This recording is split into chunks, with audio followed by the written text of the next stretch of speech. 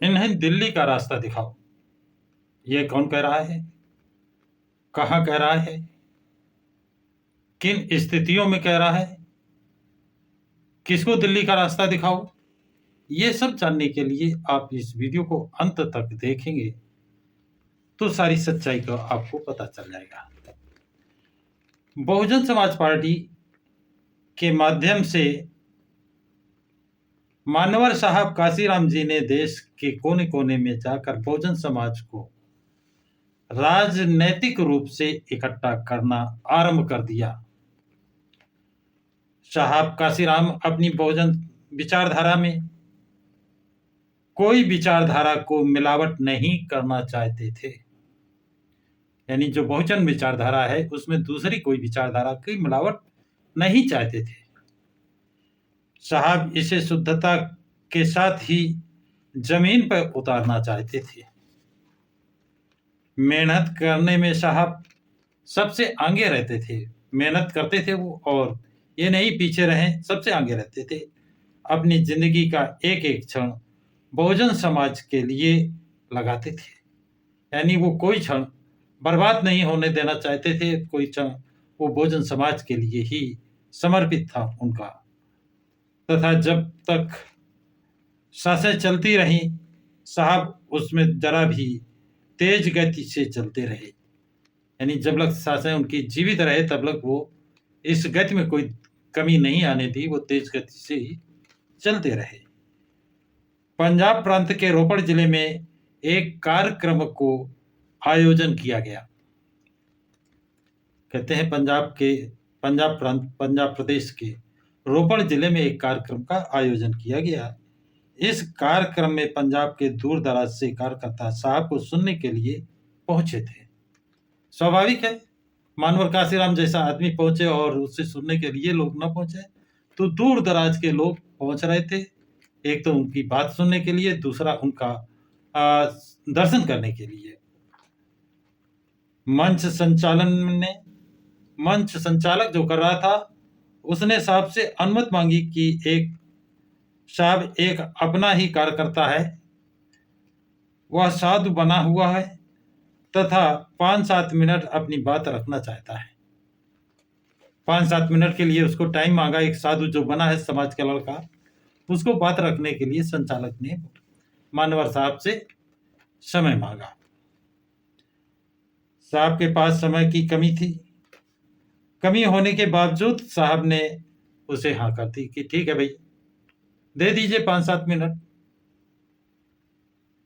इसके बाद वो साधु मंच पर आकर माइक से बोलना आरंभ किया कि मैं आपको आगम का रास्ता दिखाऊंगा। मैं आपको कौन सा रास्ता दिखाऊंगा? आगम का, जिसमें कोई गम नहीं है, कोई शोक नहीं है, कोई दुख नहीं, कोई तकलीफ नहीं है। इस बात पर वो आधे घंटे तक बोलता रहा,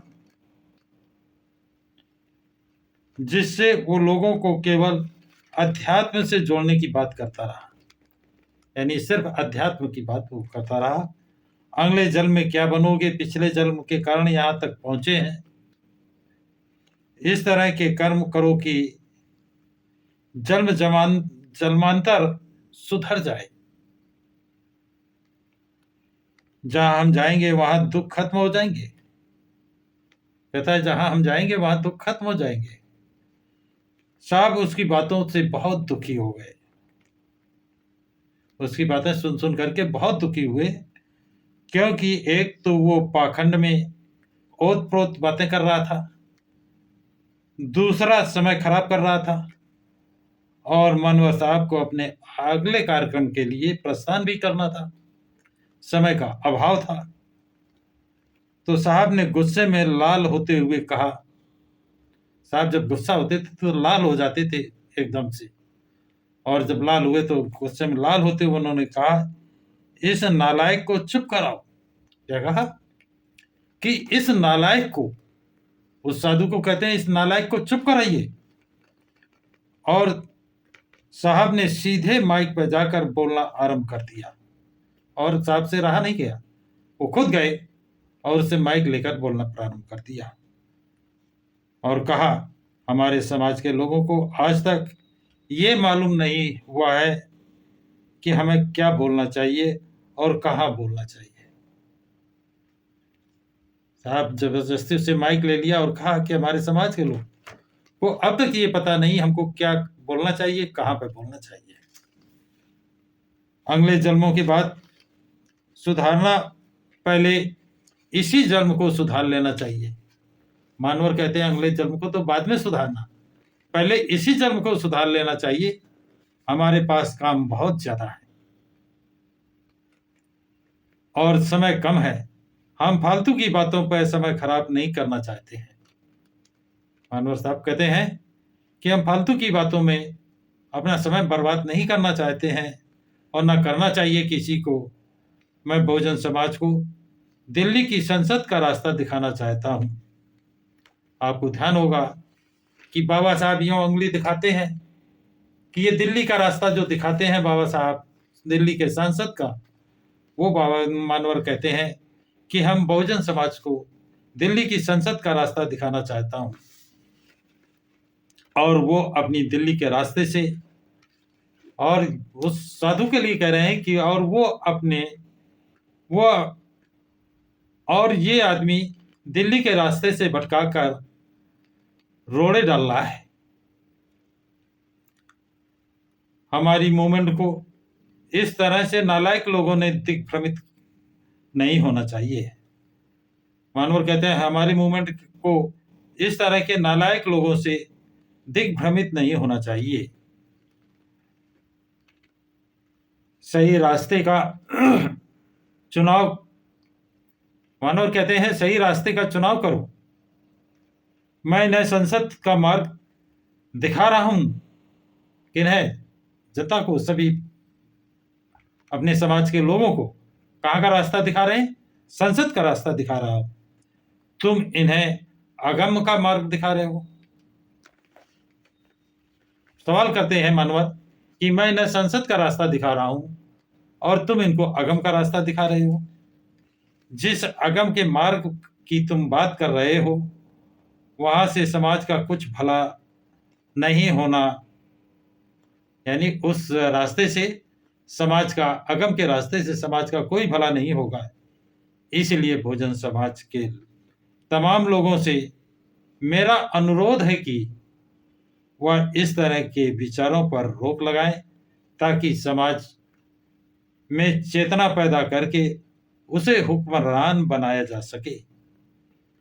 कहते हैं कि ऐसे लोगों को रोका जाना चाहिए और समाज को जागृत कर उसे उसमें चेतना पैदा करके उसे हुक्मरान बनाना चाहिए, शासक बनाना चाहिए।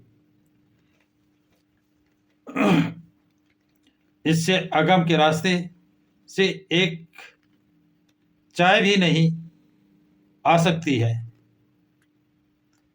अब मानवर खिंचाई करते हुए कहते हैं, उसको टंट करते हैं कि इसके अगम के रास्ते से एक चाय भी नहीं आ सकती है, जबकि ये जीवन सुधारने की बात कर रहा है। जीवन क्या सुधारेगा? ये तो ऐसा रास्ता बता रहा है जिसमें एक चाय नहीं मिल सकती है। इस तरह के विचार रखने के बाद मानवर काशीराम साहब अगले कार्यक्रम के लिए प्रस्थान कर गए थे। तो साथियों, ये थे मानवर काशीराम के विचार, और इस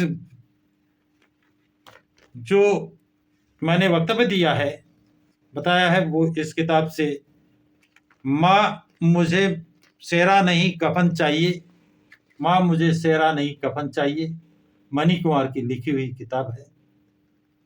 सम्यक प्रकाशन से प्रकाशित है। उन्होंने मानवर काशीराम के साथ, इस लेखक मणि कुमार ने मानवर काशीराम के साथ काफी समय गुजारा है, उनके साथ व्यतीत किया है। तो उनकी यादों को ताजा करते हुए अपने अनुभव से उन्होंने ये लिखा है, जिसे मैंने आप लोगों को पढ़ करके समझाया, बताने का काम किया है। तो साथियों, ये जानकारी आप लोगों को कैसी लगी? मानवर साहब के विचार आपको कैसे लगे?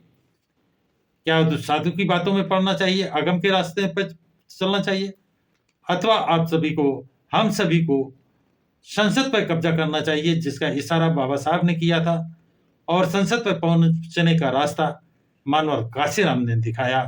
बाखूबी बताया समाज को, और बताया कि 1585 की लड़ाई वो कैसे पेन निकाल कर बताते थे कि ये 15, इसको 15 बताते थे, ये 85 पे 15 का कब्जा ऐसे रहता है।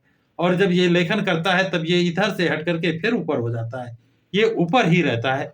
और मानव चाहते थे कि ये व्यवस्था इस तरह हो जाए, लेकिन जो ऊपर रहता है वो हमेशा कोशिश करता है नीचे वालों को लड़ाने का। वही मानवर काशीराम कहते हैं कि अगम के रास्ते से एक चाय की व्यवस्था नहीं हो सकती, चाय नहीं मिल सकती है, इसलिए इसके रास्ते को छोड़िए। मानवर साहब का जो कथन है उससे समझने का प्रयास करें। बाबा साहब कहते थे सुबह 2 घंटियां बजती हैं, एक मंदिर की एक स्कूल की। किसमें भेजेंगे आप अपने बच्चे को? मंदिर भेजेंगे तो भिखारी बनेगा, स्कूल भेजेंगे तो अधिकारी बनेगा। आप भिखारी बनाना चाहते हैं या अधिकारी, ये आप पर निर्भर करता है। सलाह दे रहे हैं कि शिक्षा वो शेरनी का दूध है, जो पिएगा वो दहाड़ेगा। तो साथियों, शिक्षा कहाँ मिलेगी? स्कूल में कि मंदिर में? हाँ, क्या कहा? स्कूल में। हाँ, बिल्कुल सही कहा आपने, शिक्षा स्कूल में मिलेगी। इसलिए अपने बच्चे को अच्छे से अच्छे स्कूल में पढ़ाइए, इंग्लिश मीडियम में पढ़ाइए। अगर आपके बच्चे ने कितनी भी हाई एजुकेशन ग्रहण कर ली हो, अगर वो उसको अंग्रेजी नहीं आती है, इंग्लिश नहीं आती है, तो शिक्षा कोई मायने नहीं रखती है। आज अंग्रेजी का, इंग्लिश का बड़ा महत्व है। इंग्लिश की शिक्षा जरूर चाह में दिलाएं, जरूर दिलाएं। तो साथियों, ये जानकारी आप लोगों को कैसी लगी कमेंट्स बॉक्स में जरूर लिखें, तथा इस वीडियो को लाइक शेयर सब्सक्राइब जरूर करें। सभी साथियों को जय भीम, नमो बुद्धाय, जय संविधान।